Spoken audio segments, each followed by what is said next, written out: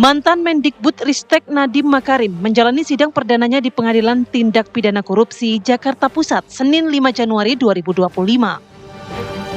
Sebelumnya, sidang sempat ditunda 2 kali lantaran Nadiem masih menjalani operasi. Nadiem hadir meski dalam masa pemulihan pasca operasi. Sidang beragendakan pembacaan dakwaan oleh jaksa dan penyampaian eksepsi oleh terdakwa.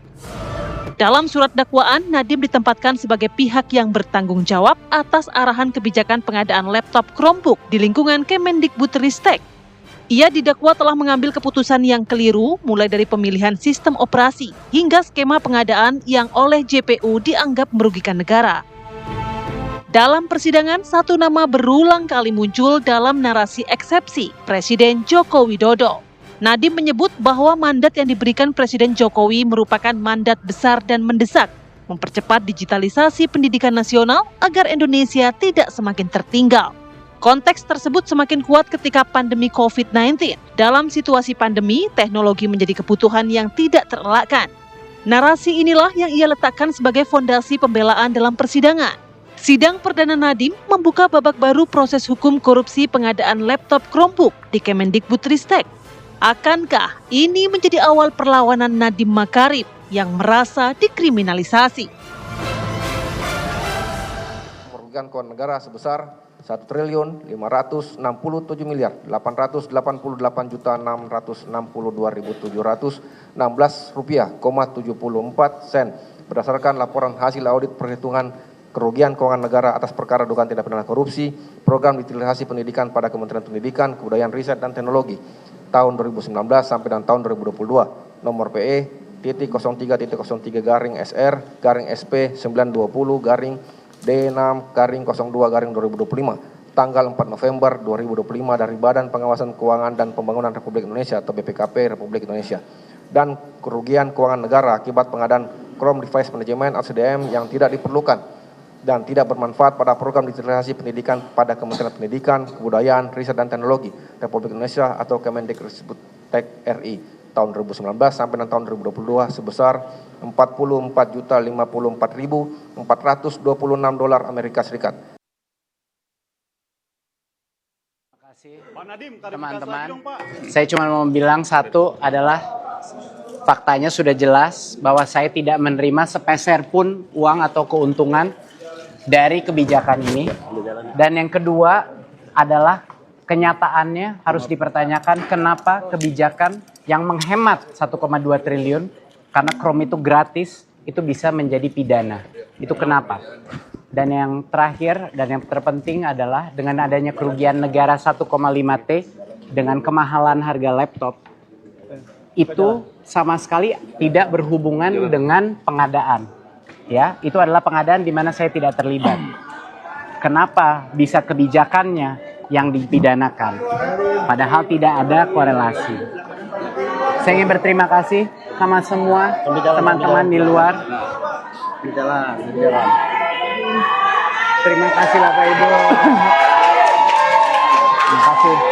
Terima kasih. Pasti kebenaran akan terbuka. Terima kasih semua. Terima kasih Bapak. Terima kasih. Terima kasih semua.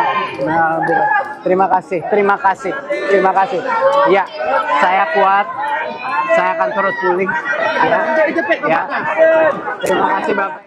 Ya, setelah sudah 2 kali ditunda sidangnya. Karena sakit ya. Karena sakit begitu ya, pasca operasi juga akhirnya kembali dilakukan sidangnya. Dan banyak hal sebenarnya yang bisa dibahasnya, mulai dari pengamanan ada dari pihak TNI tadi, lalu driver transportasi online yang mendukung di luar sidang. Belum lagi saat berjalan keluar, Nadiem sempat menyatakan 3 poin penting yang disampaikan ya terkait kenapa dirinya hanya menjalankan ibaratnya tugas dari Pak Jokowi. Dan juga sempat kuasa hukumnya juga menyatakan kenapa Nadiem tidak boleh berbicara di publik. Sedangkan para terdakwa lainnya ini tidak ada halangan untuk berbicara di publik. Kita akan bahas bersama dengan narasumber, ada yang hadir ke studio, ada juga yang melalui Zoom ya. Kita sapa langsung yang hadir di studio bersama dengan kami, Abdul Fikar Hajar, pakar hukum pidana Universitas Trisakti. Assalamualaikum, selamat pagi. Waalaikumsalam. Sehat ya Pak? Pagi juga, Alhamdulillah. Nah, yang bergabung bersama kami melalui sambungan Zoom ada Ade Darmawan, Sekjen Pradi Bersatu, dan juga Dodi Abdul Qadir, kuasa hukum dari Nadiem Makarim. Selamat pagi, Assalamualaikum. Selamat pagi, Assalamualaikum Bapak-Bapak. Waalaikumsalam warahmatullahi Selamat pagi, wabarakatuh. sehat Ya, Selamat selalu, pagi selamat Pak tahun Abdul baru Fikar, buat terima Pak kasih Nadiem waktunya. Makarim, dan yang di Bapak Ibu studio. sekalian. Baik. Ya, saya mau ke Pak Dodi dulu. Pak Dodi, kita juga menyaksikan langsung bagaimana kemarin sidang perdana yang sempat ditunda 2 kali, kemudian juga beberapa poin yang disampaikan oleh Nadiem saat berjalan keluar, dan juga menyebutkan dalam eksepsinya, ini adalah arahan dari Presiden ke-7 Joko Widodo, bahwa Presiden Jokowi memberikan saya tugas yang berat dan penting untuk melaksanakan program digitalisasi. Kenapa nama-nama Pak Jokowi ini dibawa-bawa oleh Pak Nadiem? Pak Dodi, silakan. Ya tentunya ya Bu, karena Pak Nadiem Makarim ini kan didakwa sebagai menteri, ya, menteri dari kabinet yang dibentuk oleh Presiden Jokowi saat itu. Nah tentunya ini berkaitan dengan mens rea, ya, dasar daripada suatu tindakan yang dilakukan, yaitu membuat kebijakan, membuat peraturan menteri. Ya, sebenarnya ini harus diperjelas, publik harus paham bahwa yang mendasari dakwaan adalah tindakan Nadiem Makarim di dalam membuat peraturan menteri, di mana di dalam peraturan menteri tersebut terdapat 11 lampiran, ya, dari standar pengadaan barang-barang yang diatur di dalam peraturan menteri. Nah, 11 lampiran ini, satu diantaranya adalah memuat standar pengadaan untuk alat-alat teknologi informasi dan komunikasi. Nah, sebagai menteri, ya, merupakan konsekuensi logis bahwa tugasnya harus berdasarkan kepada program yang disusun oleh pemerintah, yang dalam hal ini kepala pemerintahannya adalah presiden. Nah, dengan demikian, apa yang dilakukan oleh Pak Nadiem adalah suatu tindakan yang sudah sah sebagai tindakan formal sebagai menteri saat itu, karena programnya adalah mengikuti program yang dibuat oleh Presiden Jokowi. Itu sebenarnya sesuatu hal yang justru membuktikan bahwa tindakan Pak Nadiem ini bukan tindakan yang didasarkan oleh niat jahat atau adanya unsur kepentingan pribadi. Jadi apa yang dilakukan adalah satu program formal daripada kabinet yang dibentuk oleh Presiden Jokowi saat itu. Dan tadi dijelaskan secara lugas bahwa apa yang dilakukan oleh Pak Nadiem adalah program Presiden Jokowi saat itu di bidang pendidikan. Ini juga sudah menunjukkan bahwa apa yang dilakukan oleh Pak Nadiem sudah tepat. Karena Pak Nadiem sebagai Menteri Pendidikan melaksanakan arahan Presiden Jokowi di bidang pendidikan. Lalu apa yang kemudian menjadi pertanyaan dari latar belakang Pak Nadiem menyebut bahwa apa yang dilakukan adalah berdasarkan arahan Pak Jokowi. Justru ini sudah tepat dan menjawab keraguan apakah tindakan Pak Nadiem ini adalah merupakan motivasi pribadi untuk mengambil keuntungan atau ada konflik of interest. Jadi jelas bahwa dengan keberanian Pak Nadiem menyebut bahwa apa yang dilaksanakan ini adalah merupakan program kerja kabinet yang dibentuk oleh Pak Jokowi, ini menunjukkan bahwa tidak ada mens rea, bahwa apa yang dilakukan oleh Pak Nadiem adalah melaksanakan program Presiden Jokowi. Oke, Pak Dodi, yang cukup menarik juga, yang cukup menarik dalam sidang kemarin kan juga dibahas mengenai pembentukan 2 grup WhatsApp ya sebelum Pak Nadiem menjabat sebagai menteri saat itu. Apakah pembentukan grup WhatsApp ini juga bagian dari perintah dari Pak Jokowi? Karena saat itu kan belum dilantik, Pak. Ya, jadi sebenarnya itu adalah bagian dari pokok perkara, ya, tentunya nanti akan dibuktikan di dalam persidangan apakah ada yang disebutkan di dalam dakwaan tersebut. Proses kemarin ini baru proses keberatan eksepsi menyampaikan hal yang formal bahwa dakwaan disusun tidak jelas, ya, mencampur adukan kewenangan. Karena Pak Nadiem ini menteri tidak pernah terlibat di dalam proses pengadaan. Nah, uraian dakwaan, ya, dalam melibatkan Pak Nadiem dalam proses pengadaan hanya menyebutkan bahwa atas dasar perintah Pak Nadiem. Tapi tidak ada uraian bagaimana dia memerintahnya, padahal jelas sekali bahwa apa yang dilakukan oleh Pak Nadiem itu adalah hanya sebatas membuat peraturan menteri, ya, peraturan menteri yang berkaitan dengan dana alokasi khusus, ya, peraturan menteri yang berkaitan dengan penentuan spesifikasi dari barang-barang yang bisa dibiayai melalui dana alokasi khusus. Begitu juga pengadaan tersebut bukan ditujukan untuk daerah 3T. Padahal di uraian dakwaan disebutkan bahwa apa yang dilakukan oleh Pak Nadiem, ya, tidak cocok untuk daerah 3T. Nah, ini jelas kalau dilihat dari data-data formal, ya, apa yang dilakukan oleh Pak Nadiem dan juga diuraikan di dalam awal dakwaan jaksa bahwa Pak Nadiem menerbitkan peraturan menteri. Yang ini juga merupakan bagian daripada tugas Pak Nadiem sebagai menteri, yaitu membuat kebijakan, membuat peraturan menteri.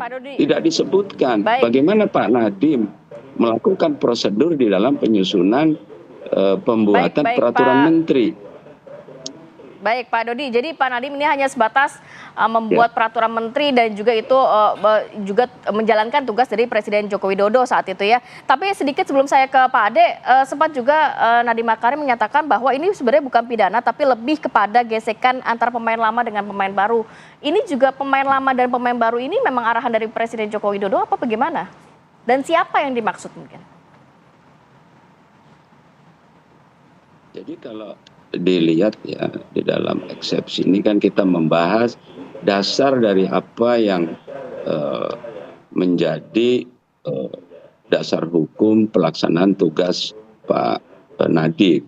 Yang kedua tadi proses pelaksanaannya, ya, proses pelaksanaan tidak diuraikan secara cermat oleh jaksa karena tindakan Pak Nadiem adalah sudah disebut dalam dakwaan adalah menerbitkan peraturan menteri. Nah, kemudian yang ketiga substansinya. Ya, substansi daripada peraturan menteri itu sebenarnya adalah dasar legalitas agar apa yang ditentukan oleh kedirjenan itu dapat menjadi pedoman daripada penggunaan dana alokasi khusus. Nah, khusus di pengadaan TIK yang merupakan 1 dari 11 dalam tiga peraturan menteri tersebut, ada usulan ya dari Dirjen untuk menetapkan Chrome OS sebagai operating system. Nah, operating system yang sebelumnya justru itu juga ditetapkan oleh Pak Nadiem. Ya, operating system sebelumnya adalah menggunakan Windows. Nah, kenapa kemudian tidak ada keberatan di dalam penentuan penggunaan operating system Chrome OS? Karena jelas secara umum diketahui bahwa penggunaan operating system Chrome OS dari sudut efisiensi jelas tidak berbayar dibanding Windows yang berbayar ya, antara 50 sampai $100 dan harus dibayar secara periodik. Justru penggunaan Chrome OS ini menghemat sebagaimana disampaikan oleh Pak Nadiem sekurang-kurangnya 1,2 triliun. Nah, lalu kenapa kemudian ini menjadi dipermasalahkan? Apakah kemudian rezim yang sebelumnya menggunakan operating system Windows keberatan dengan penggantian ini? Baik Pak Dodi. Baik, saya bergeser ke Bang Ade. Bang Ade, tanggapan Pak Jokowi gimana setelah namanya disebut di persidangan? Jadi saya menganggap bahwa memang dalam program satu pemerintahan itu, menteri itu adalah pembantu presiden, itu yang pertama. Yang kedua adalah ketika program itu adalah program nasional sifatnya, tentunya seluruh menteri itu menjalankan program presiden. Tetapi kalau terjadi kalau yang saya perhatikan di sini, Bapak Nadiem itu dia sebenarnya.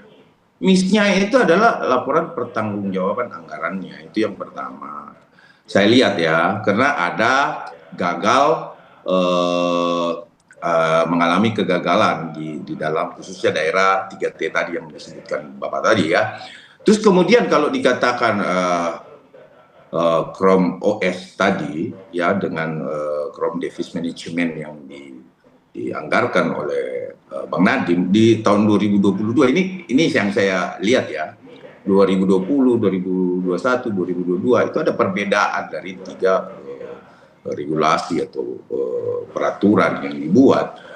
Yang menjadi persoalan di sini adalah tidak adanya ukuran standar biaya pembelanjaan ya, kalau saya lihat ya dakwaan jaksa seperti itu. Terus kalau dikatakan bahwa ada penghematan 1,2 T, segala sesuatu yang sudah dikeluarkan regulasinya ya untuk bisa katakanlah 1 T, terus kemudian kita mampu menghemat. Sama Bang, saya rasa Bang sebagai lawyer mengetahui itu bahwa ketika dia kurang dari harga, bukannya diuntungkan negara karena tidak dibelanjakan, tetapi itu merupakan satu kesalahan bagaimana bisa dipertanggungjawabkan, karena apa yang sudah di-plotting itu kan tidak bisa lagi untuk dikembalikan. Disitulah dikatakan bahwa dana yang sudah memang, kalau memang menurut Bang Nadiem adalah, oh ini kan tidak merugikan, ya betul, tetapi tidak boleh kurang dan tidak boleh lebih. Jadi tindak pidana korupsi itu kerugian negara ya. Apa yang sudah di-plotting tersurat ataupun disepakati ataupun diberi permen, katakanlah permen atau apapun itu, kemudian ketika mau dipertanggungjawabkan ada kelebihan, disitulah kealpaannya bahwa itu adalah tindak pidana korupsi. Jadi tidak harus menguntungkan negara atau menguntungkan markup ya. Jadi kalau ada lebih maupun kurang, setahu saya di pemerintahan begitu, tidak boleh, dia harus pas rigid gitu loh. Gak boleh kita bahwa oh lebih murah pakai ini, nggak bisa. Apalagi ada kegagalan di dalam daerah tertentu ya yang sudah dianggarkan. Nah itu juga menjadi persoalan di situ. Saya perhatikan seperti itu. Itu yang saya pelajari. Tapi terlepas dari itu, untuk Bapak Insinyur Joko Widodo disebut-sebut, saya rasa memang tidak ada masalah. Tidak mungkin kan presiden memberikan suatu tugas kemudian menyampaikan bahwa kamu harus irit, harus markup, kan nggak ada seperti itu. Bahwa program itu terus berjalan, kemudian memang daerah 3T tadi yang disebutkan itu adalah kemudian itu tidak layak untuk program tersebut, ya itu kan terjadi mistis itu tuh. Nggak mungkin kan Pak Presiden juga menyampaikan bahwa 3T juga ya dianggarkan saja, dibuat aja regulasinya kan, sementara memang belum ada basis internet di sana. Jadi gini loh, apapun yang dilakukan kebijakan kementerian sebagai pelaksana program, presiden kan tidak pernah memerintahkan kepada mereka ini ada anggaran kamu korupsi, kan nggak ada seperti itu. Jadi intinya seperti itu. Jadi saya kurang kalau dibawa-bawa saya rasa kurang fair lah ya.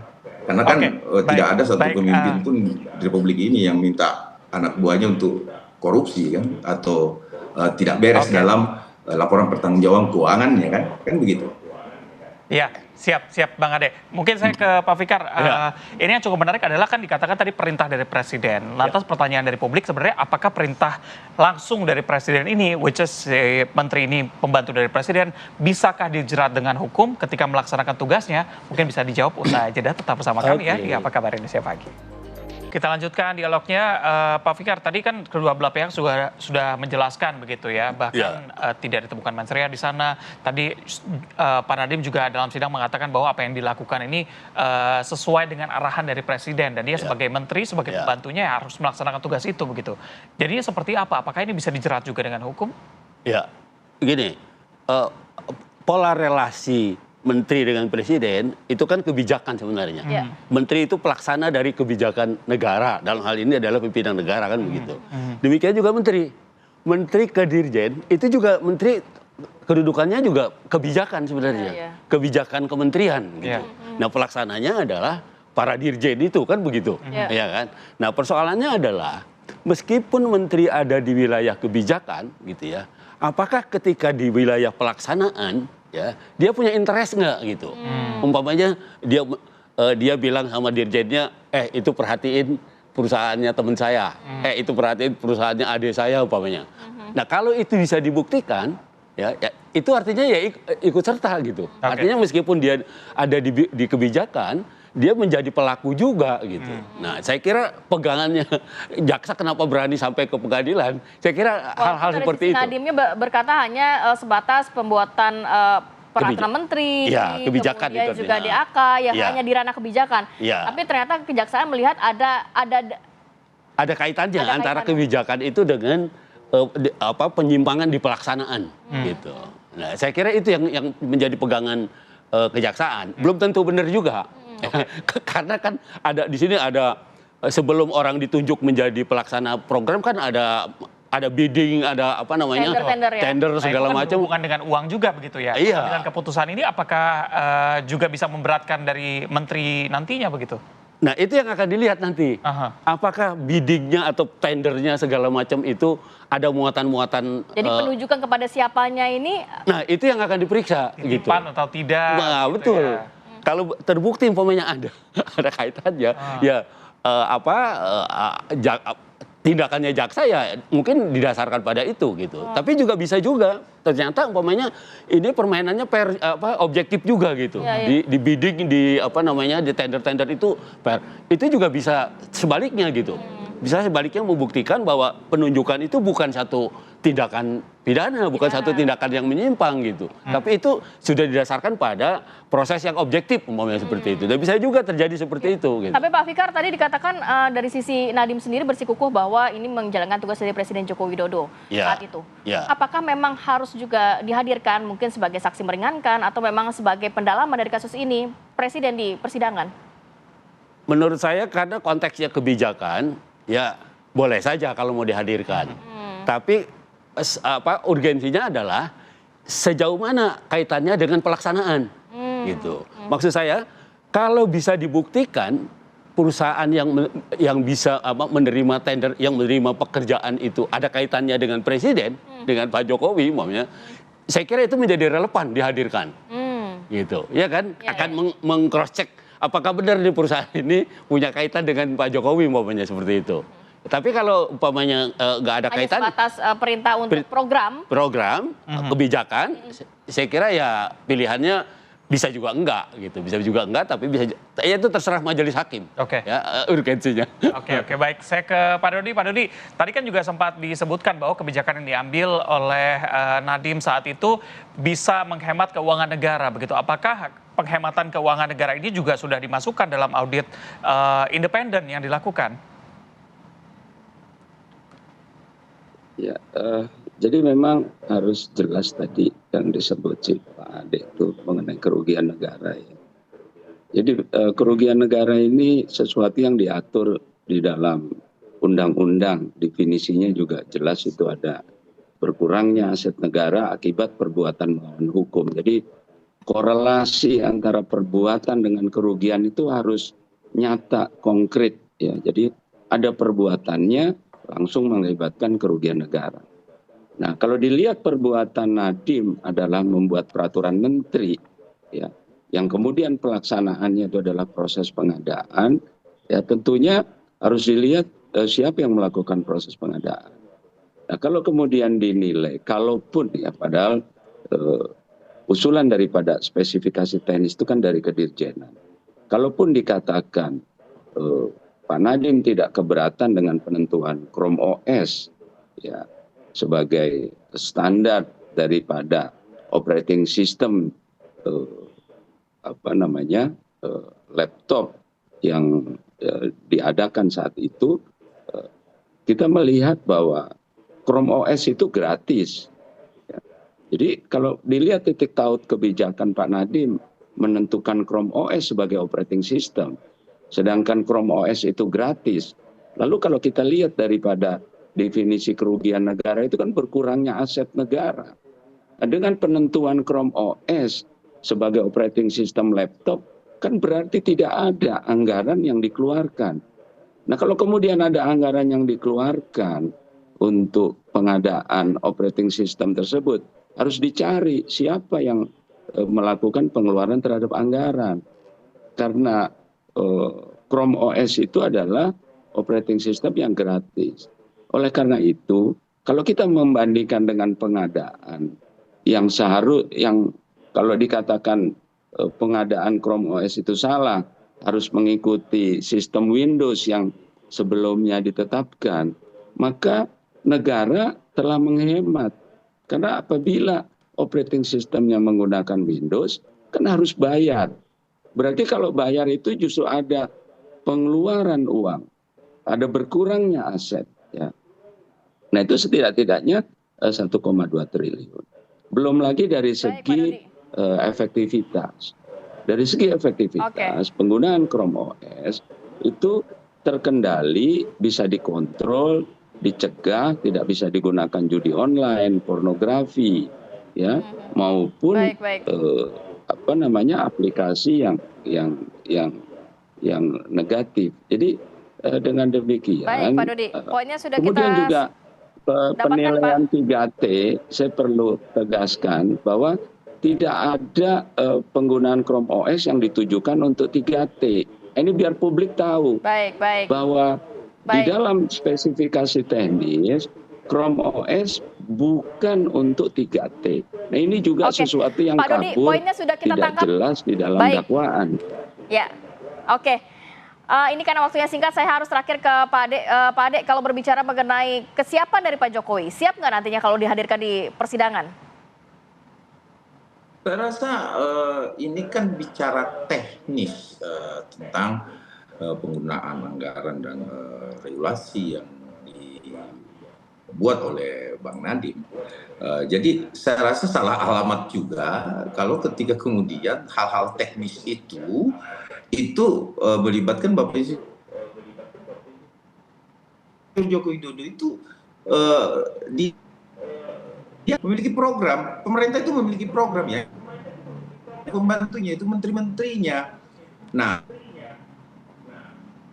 keuangan miss yang terjadi, karena saya juga melihat Dewan Jaksa yang tadi 3T juga, tetapi kemudian penyusunan harga itu tidak ada acuannya atau harga satuannya itu pembandingnya tidak ada, sehingga kebijakan itu menjadi bermasalah atau bisa dikategorikan merugikan negara. Namun pun seperti itu, saya rasa Pak Nadiem juga harusnya tidak terlibat di sini. Kenapa? Karena ini bicara teknis pelaksanaan ya, pengadaan, terus dan lain sebagainya. Cuman ya, tapi kalau berbicara Bapak Insinyur Joko Widodo itu jauh sekali, Mbak. Jadi tidak bisa kita karena Pak Jokowi pada saat menjadi presiden dia tidak berbicara teknis, dia berbicara program yang harus dijalankan pada saat itu oleh menteri-menterinya gitu. Jadi saya rasa tidak ada urgensinya, ya. Oke, baik, kita tunggu bagaimana perkembangan dari sidangnya. Baik, terima kasih sudah bergabung bersama kami Pak Ade, Pak Dodi, dan juga Pak Fikar ya. Oke. Selamat pagi, assalamualaikum. Salam.